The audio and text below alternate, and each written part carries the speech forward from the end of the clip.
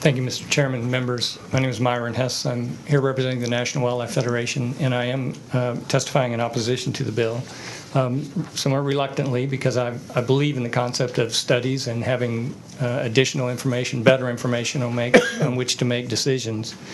The concern that led us to testify in opposition to the bill is the concern that the bill is a little bit, we feel like maybe a cart before the horse a little bit, in the sense of really needing to focus initially on whether, particularly the water grid approach, does that work, as opposed to how and where specifically it works, and that might be a more manageable study initially, that particularly within a one-year time frame to get done, then start identifying, okay, if it makes sense, where does it make sense to look at in the specifics of doing this kind of study. With respect to the issue of public input, Chairman Perry, I appreciate your comments about that.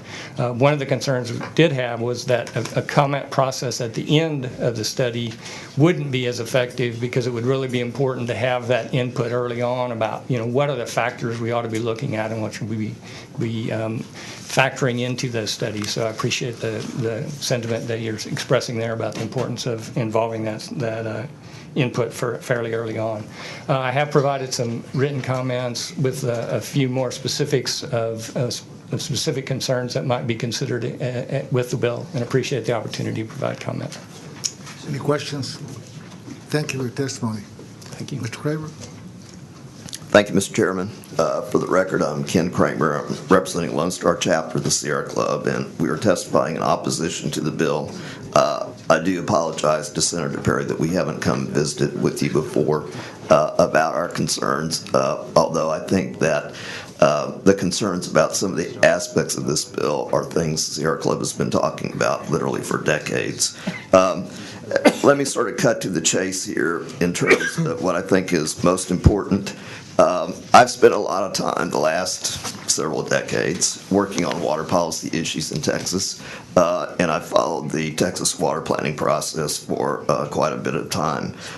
It seems to me that the thing that is most lacking in terms of Texas water policy is a thorough evaluation of the potential to maximize water conservation and efficiency in this state, to see what we can do with the water resources we have available now in a way that helps to protect the environment, protect private property rights, balances rural and urban water issues, and actually is most cost effective.